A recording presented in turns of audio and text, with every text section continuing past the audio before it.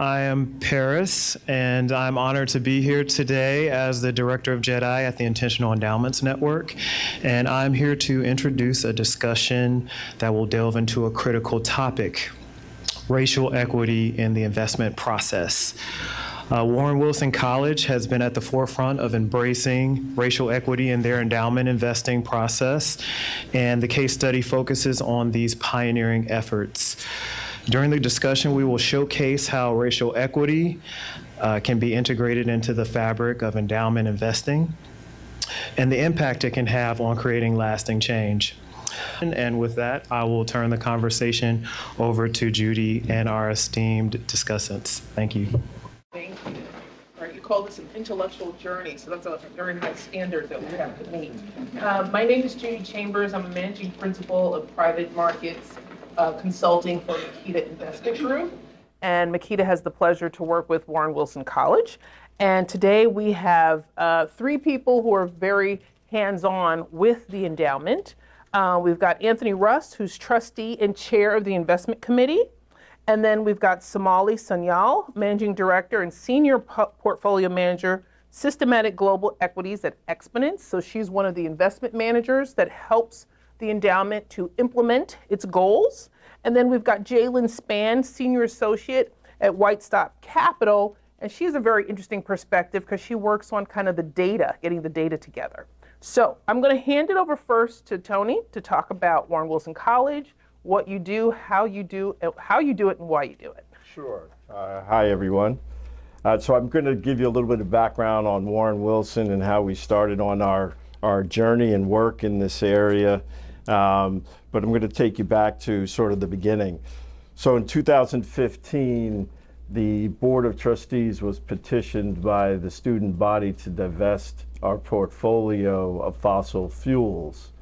And after much deliberation with Meketa Investment Group, we did an analysis of the impact financially on the portfolio of having no fossil fuel investments. Ultimately, the conclusion was drawn that the impact was de minimis. There were times when fossil fuels helped the portfolio from a financial performance standpoint. There were times when fossil fuels was a drag on performance. So ultimately, the committee made the decision to move forward and divest a portfolio of fossil fuels. In 2015, that was the first year that I became chair of the investment committee. So the petition was well received by myself and ultimately by the committee at whole. But I posed the question to the committee: do we want to stop there, right? Or do we want to be more intentional with the holistic management of the portfolio? And after 9 months of working with our consultant and other experts, we ultimately made the decision that we wanted to be more intentional about how we manage the entire portfolio, not just stop at negative screens like fossil fuel divestment. And so ultimately the conclusion was we wanted our portfolio and our endowment fund on a whole to reflect not only our goal for maximizing financial performance, but also to reflect the values and the culture we are as a liberal, progressive institution. And that those two, financial performance and our purpose or mission of environmental and social sustainability, as well as believing that governance does make a difference in how companies perform financially, that and financial performance are not inextricably linked. And so we set off on this goal to take active ownership of our portfolio and our endowment fund, not just on the investment side, but also on the shareholder engagement proxy voting side. It really took a comprehensive approach to doing this. And we started off with the investment policy, right? And we revised and we amended the investment policy significantly in 2016. And there are 8 major areas that we focused on. The first was incorporating ESG criteria across asset classes and conveying that message to our investment managers, that was a critical importance to us, and therefore we were looking for investment managers who did incorporate ESG criteria into their investment analysis of companies, whether they're buying their bonds or their stocks, or whether it's private markets. The second area was we incorporated positive screens Things like food and agriculture and sustainable investments were important to us. We also incorporated selectively the use of negative screens, not just on fossil fuels, but on other things like gun manufacturers, in trying to exclude them from the portfolio if a significant portion of their income and revenues or business was derived from gun manufacturing. The third area we focused on, actually the fourth area we focused on was economically targeted investments, where we said we wanted to put investments in the state of North Carolina. We either wanted to support industry by investing in healthcare in the state of North Carolina, or buying economic development bonds that were in the secondary market, or hiring managers, some managers from the state of North Carolina to help create jobs in the state and support the local economy. The fifth area we focused on was diversity, equity, and inclusion, and we launched an inclusive initiative where we said, going forward, all of our searches, whether it's small cap growth, large cap value, emerging markets, private markets, across all asset classes, needed to include women and minority-owned investment firms in their search. Because we all know, at least most of us know, that traditional consultants have never really included emerging managers or minority managers as part of their search, or certainly not as part of their short list. So we tasked Meketa Investment Group that we said going forward we wanted to do that because we believe that there was opportunities out there that we were not seeing as an investment committee or an endowment fund.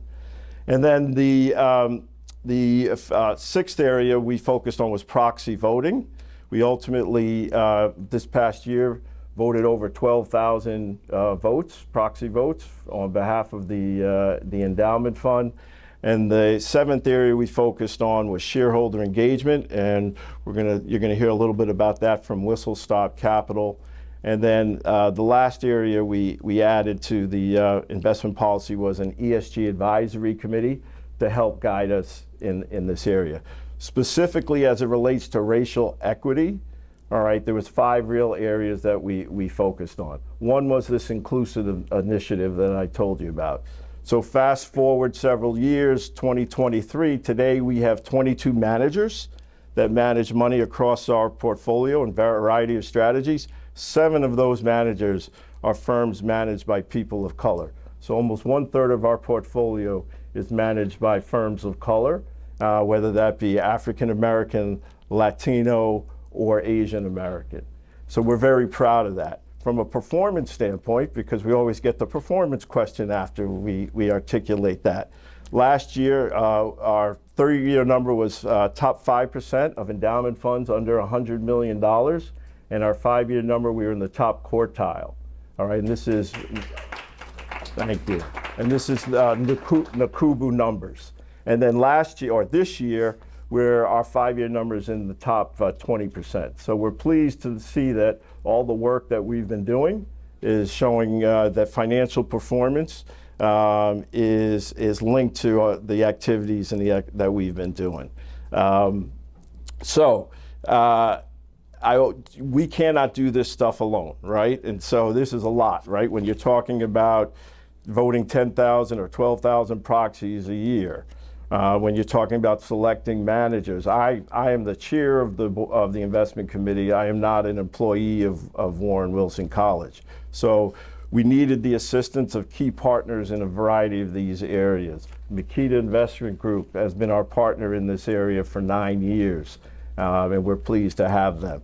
As You Sow has helped us significantly on shareholder engagement and proxy voting. Last year, we authorized 58 potential resolutions to be filed.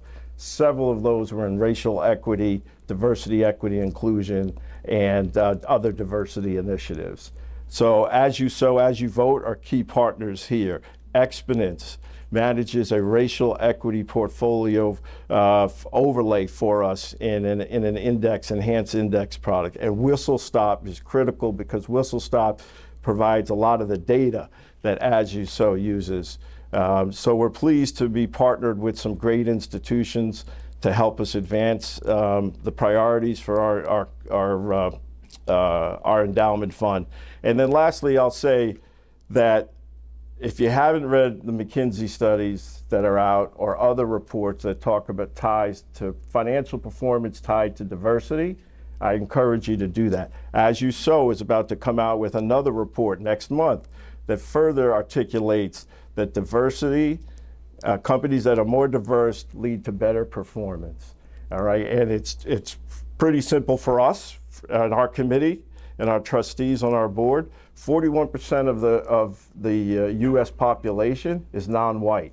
To ignore 41% of the workforce is bad business. To ignore 41% of the consumer base is bad business.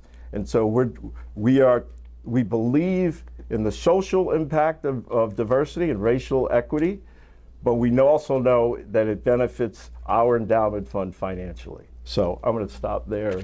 All right, and we're going to circle Pass it back. back to you. We're going to have Sumali introduce herself, introduce Xponance, and talk about what you do for the Warren Wilson College portfolio. Sure. Thank you, Judy. So thank you for giving Xponance the opportunity to talk about our DEI strategy. And of course, thanks to Warren Wilson College for being a client. So just a brief background on Xponance. Xponance is a multi-strategy asset manager. We are women and diverse owned, and we believe in being a trusted solutions partner for our client. And we are very much committed to meeting their objectives of doing the right thing for them and doing the right thing for each other at the firm. And in order to do so, we employ very disciplined investment processes. So I lead the systematic equities platform at the firm. We are a quantitative platform. So everything is done in a very systematic way, and keeping our client guidelines in mind. And we collaborate with our clients and consultants to customize strategies. Again, having a quantitative platform makes customization much more easier to do. So we take data from various sources and build strategies to meet our client guidelines. We also recognize that ESG is a very business relevant issue and is good for companies' long-term financial performance. We recognize that over time, that companies that adopt best practices in ESG will most probably outperform those that do not. And then as a woman and diverse-owned firm, we experience the S part of ESG in every day and in every way possible, both from a gender lens and also from the diversity perspective. So the unfortunate thing is that if you think of the three components of ESG, S is where you have the least available data. So that's the part that's least developed. You have lots of environmental data. Governance is, part of regular investment management. But S is something that is still kind of an evolving field. And that's where As You Sow enters the picture. So many of you in this room know about As You Sow. As You Sow is a nonprofit leader in shareholder advocacy, and they harness shareholder power to create lasting change by protecting human rights, reducing toxic waste, and aligning investments with values. So they have come up with this score of racial justice and workplace equity. There are actually two separate scores for all companies in the S&P 500 and the Russell 1000, and they're now extending it to the Russell 3000. And they actually post these scores publicly on their website, so anyone can go and take a look at that. Mm-hmm. And companies do take a look at their own scores and kind of get anxious when they find themselves scoring below their industry peers. And that gives As You Sow an opportunity to engage with them and bring about positive change. So about a year and a half ago, Xponance and As You Sow entered into an exclusive agreement so that Xponance could use their racial justice and workplace equity scores to build investment strategies for investors. And that data allowed us to elevate the S component in our strategies, and also kind of allowed us to combine profits with purpose. And that is the strategy that Warren Wilson College is invested in. So for Warren Wilson College, the strategy, like Tony said, it's an enhanced index. It's a low tracking error strategy. And we combine the racial justice and workplace equity scores to come up with one score for the DEI overlay. We also use ESG data from Sustainalytics to do the ESG overlay. In addition to that, the energy sector is completely excluded from the portfolio, and any companies that are in the Carbon Underground 200 list are not allowed to be in the portfolio, which basically is the energy sector. But there is actually one company in the S&P 500, which is a utility company, not in the energy sector, but belongs in the Carbon Underground 200 list, which the Carbon Underground 200 list is like 100 of the coal companies and 100 of the oil and gas companies that have the biggest carbon reserves. It's a global list. So we use that to kind of meet two objectives in the portfolio. One is to have a targeted exposure to the DEI scores of 120% better than the index, which is S&P 500, and the ESG risk score 85% when compared to the S&P 500. Because it's risk, we want that to be lower, and the DEI score, we want it to be higher. And then, of course, like I mentioned, we have the exclusions, the energy exclusions. So we use an optimization process whereby there are dual objectives of minimizing tracking error and meeting these targets that I talked about. So that's how we have managed the portfolio. It's been less than a year since we've started managing it. But this particular strategy was launched, I would say, about 18 months ago for another client, and Warren Wilson College came into that strategy too. And we've had quite a few endowments reach out to us because they are interested in the strategy. So right now we have 5 clients in the strategy. Over like 18 months, we got 5 clients. And the best thing is, I mentioned our ability to customize. So like Warren Wilson put in this customization of no energy, Carbon Underground. There are other clients who are still using the DEI overlay, but their customizations are different.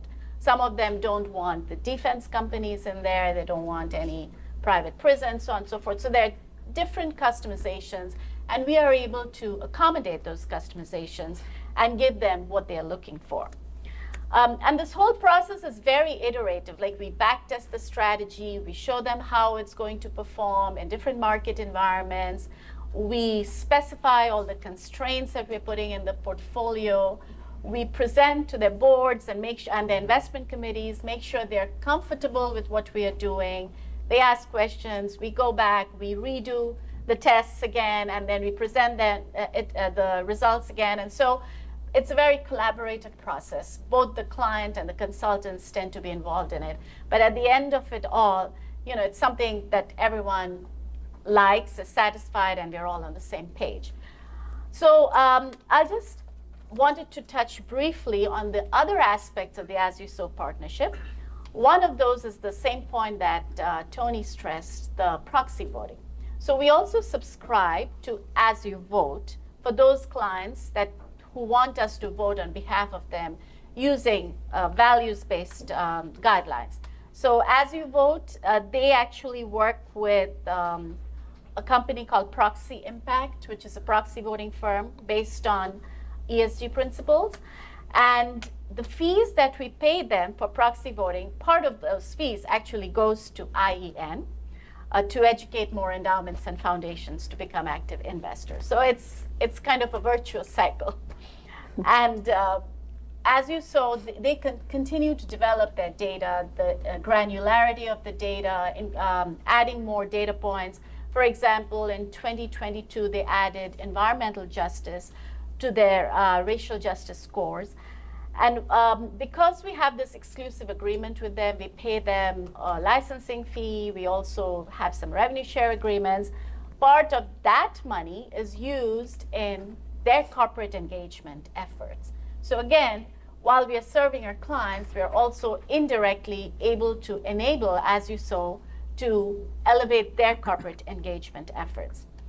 And this is kind of meets our dual objectives, the dual objectives of Xponance, which is being a force multiplier for positive change while providing investment services to our clients.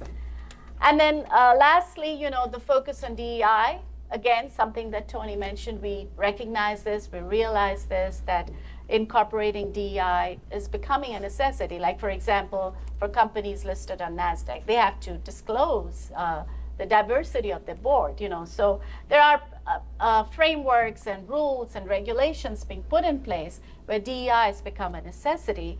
And of course, many studies have shown that DEI, you know, helps a company in a positive way. And then if you look at millennials and Gen Zs, you know, they are looking for diverse employers. Diversity is important to them. And the browning of America, we've all heard about that. You mentioned 41%, and that number is increasing. So the composition of the workforce is changing. So asset owners, we think they are looking at investment managers like us, not only to see how investment managers are incorporating DEI into investment strategies, but also how they're incorporating DEI at their own organizations. So Great. that's kind of where we are. No, great. So Jaylen, I want you to talk about Whistlestop Capital and kind of the role you're playing in Warren Wilson's college's portfolio as well. Yeah, of course. Hi, everyone. My name is Jaylen Spann, and I lead the research team over at Whistlestop Capital. We're based out in the Bay Area, and we are basically a consultancy. Our typical clientele, we work with endowments, foundations, asset owners, asset managers. And our sort of tagline is that we help not only identify, but then assist our clientele in addressing any environmental, social, governance concerns they have in their portfolio. One major way that we do this, and sort of loop around to how we're all connected here on this panel, is by shareholder advocacy. So engaging with all of the companies in our clients' portfolios. My sort of realm, my wheelhouse is workplace equity and diversity data. We actually manage As You Sow's workplace equity program, so that's sort of where Whistlestop fits in this whole genre. And we act as sort of in outsourced workplace equity programs. You can lean on us for research, for data, for best practice, research that you're looking for. I feel like as investors, a huge part of shareholder engagement is obviously engaging with your company, but what do you talk to them about, right? You know that diversity, equity, and inclusion matters, but you're just going to pick up the phone and say, how are you doing? How are your employees doing? What best practice and standardized diversity data is out there that we should all be talking to our companies about? As far as Warren Wilson College is concerned, they have filed and been co-filer on a number of resolutions. One of those, that we have sort of working right now is with Cintas, CINTAS. They are a company that staffs, I think they do uniforms for like all of the, the manufacturing companies. Not a company that you would think, okay, we need to go and engage them on diversity, equity, and inclusion, but I think when you're starting from the bottom, you can really grasp at whatever. For Cintas, they were a little bit unique in that they weren't releasing sort of the low-hanging fruit of diversity data, which we sort of deem the EEO1 report. I'm not sure how familiar everyone is in the room with EEO1 reports, but basically it's a breakdown of a company's workforce by gender and by race. And it's something that's legally mandated. This data isn't something that companies are going to have to put a whole bunch of, time, effort, and resources into gathering. This is something that they should already have internally. The only sort of caveat there is they are not legally required to make this data public. So they publish it to the EEOC, but they don't have to make this data public. So sort of the low-hanging fruit that we ask for is, hey, can you start with releasing this EEO1 form? And Cintas, when we engaged with them, they hadn't even released this, and they still don't, actually. Their AGM was yesterday, so we're actually waiting on sort of voting results, so fingers crossed. But the resolution was supported by ISS, the Institutional Shareholder Services, so that's always a step in the right direction when you can sort of get the proxy advisors to really recognize, I guess, to really recognize that these issues are important. We've also had an engagement, a multi-year engagement with Berkshire Hathaway. They're my favorite story to tell. They're very unique. And I was just talking to Sumali about this off stage. It's very much like Tesla. You either love Warren Buffett or you're not a fan. So it's a it was a big behemoth of a room to be in. But when we first started engaging with them, they also hadn't released EE01, which again, we consider the low-hanging fruit here. They're unique in the sense that they have a very decentralized management structure. I know we all see Warren Buffett, but we don't really think of the other 50+ companies that operate under the Berkshire umbrella. So we're looking for some standardization there, or at least some type of management or governance that's going to allow the type of data that we need to have as investors to be released in a standardized manner. You know, you wouldn't invest in 50 companies and then never check on them, right? So it just blows my mind sometimes how people invest in Berkshire and then they're like, okay, but you don't understand. There's like 50 other companies. You got to see, you know, what they're all doing. And the sort of the scorecard that Sumali mentioned earlier is a really, really big key part of what we do for As You Sow in their workplace equity management program. Me and my research team, we actually go and research the the corporate sustainability reports and the ESG reports of all of these companies, 3,000 of them. So it takes us a couple months to get through that, and sort of the diversity data that we're looking for in addition to the EE01 form is, we call them in tandem the inclusion factors. So the promotion rates, the hiring rates or recruitment, retention rates or turnover. We're sort of using those terms interchangeably as companies sort of use them interchangeably. And those three in tandem really allow you to see who's moving through the workforce and, you know, at what rate, what types of people. And we're looking for this data to be broken out by gender and by race. And in the beginning, we didn't really have these parameters. So it was a little bit more difficult to have these conversations with companies as far as like them knowing what type of data we were looking for and in the way that was going to be most material to investors. I would say, well, no, last year we reached about an 80% withdrawal rate for our DEI resolutions. That was about 19 resolutions, and most of them were, you know, you hopped on the first call. We didn't have to do a lot of groundwork about why this data matters. A few years ago, there was a lot of groundwork for, you know, having to just start from square one as to why this data is even important. Now we're not even having those conversations. It really is us trying to get a better understanding to the barriers to release this data. Some companies have shared, you know, they've been very frank and they've said, you know, our retention rates are not great. We have very high turnover. We don't know how to report that in a way that just makes it look like we have really high turnover. Like, how do we make sure that our narrative is being told, right? And it really is a two-part story. It's not just, you know, asking for data's sake, but we also really stress the importance of having that qualitative story behind it. We are also hoping to issue with some sort of guidance as far as these terms go. So there's some type of standardization around that, because what one company would deem a promotion, another company might not. You know, what is a promotion? Is it a lateral move?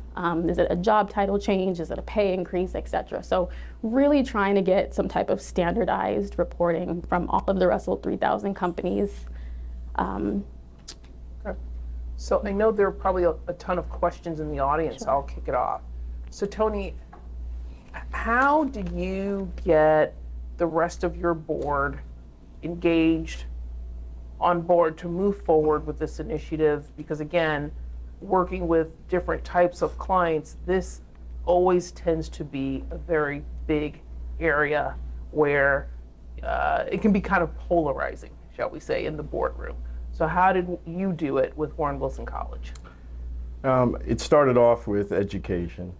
right? We spent really 9 months, close to 10 months, educating investment committee members as to the value of diversity, equity, inclusion, value to the performance. We brought in experts to talk to the investment committee.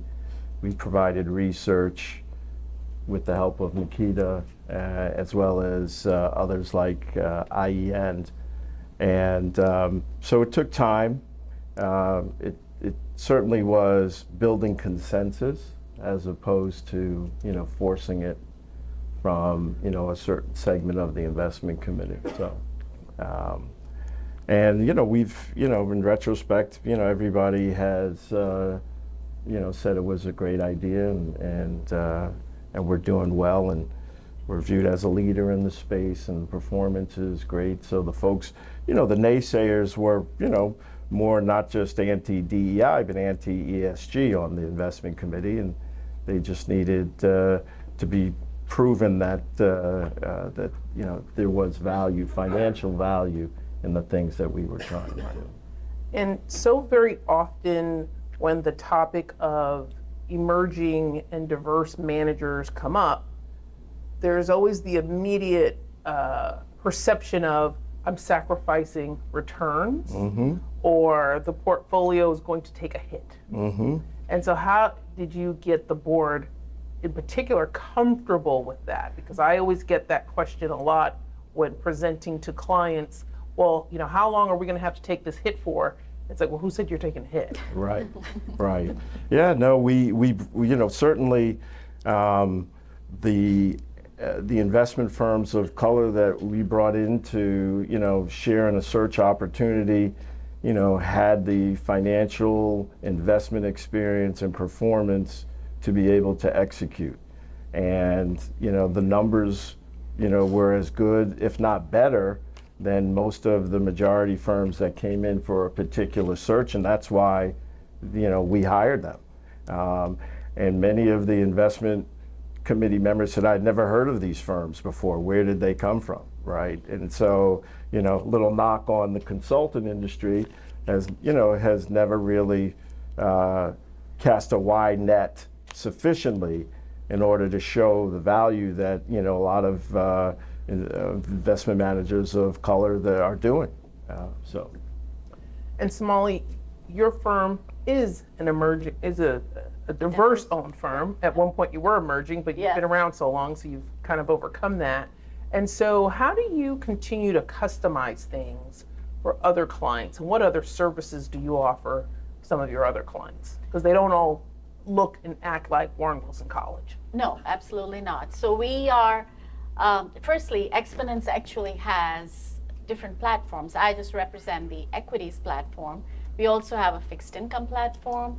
We have a manager of managers platform where we actually seed emerging managers, some of which are diverse, or majority of them are diverse, some are not, but they're all emerging managers.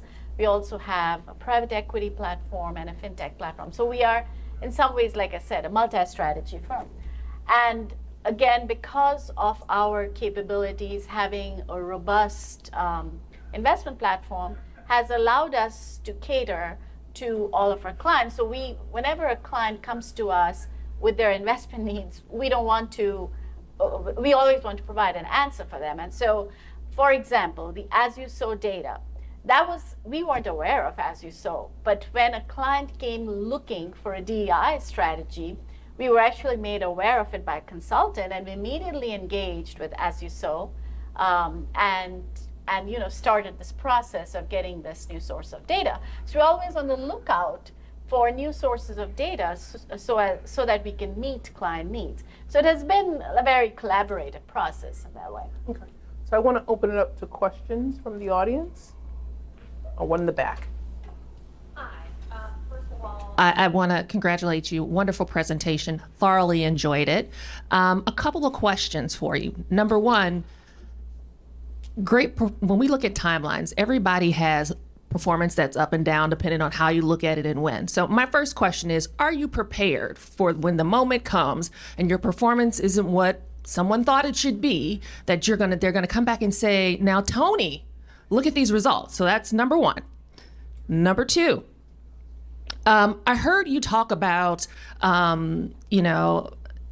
whenever you mention emerging or diverse managers, there's usually this, well, am I going to have to sacrifice returns? Which in my mind tells me that there's an internal conversation for that person that's basically saying, I know that brown and black people are inferior, so therefore I'm going to get lower returns. So with that being said, my question is, did you really help dismiss that in 9 months of education? What's the work that's you are continuing to do to dismiss or to help, get rid of that internal voice that we all have, including myself, that will tell us subconsciously, brown is inferior? Yeah, You take number one, I'll take number two. sure. Take the little of the heat off. Okay, so we evaluate our managers not on absolute performance, but on relative performance to their peers.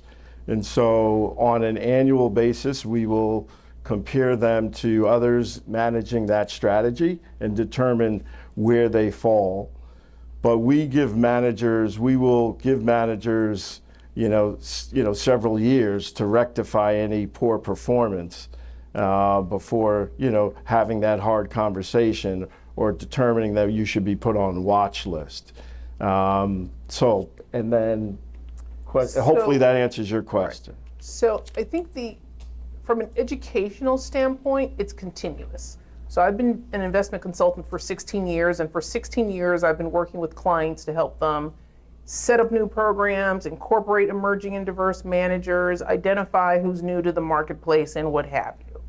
And so it's a constant process, and you really only overcome it by showing the proof, by saying the proof is in the pudding, which is at the end of the day, on a net of fee basis, is this manager making money, right? So the goal is to treat emerging and diverse managers as you would treat any other manager in your portfolio. They all have goals they need to meet. They all need to beat benchmarks as it relates to their peers, and they need to make money for you so that you can continue as an endowment and a foundation to stay alive. And so there's nothing different in terms of the analysis of how we look at them. They breathe the same air, they do the same things, they're smart, they're educated, and all this other stuff. And so that's just something that we constantly have to get across to people, is that this is an actual opportunity.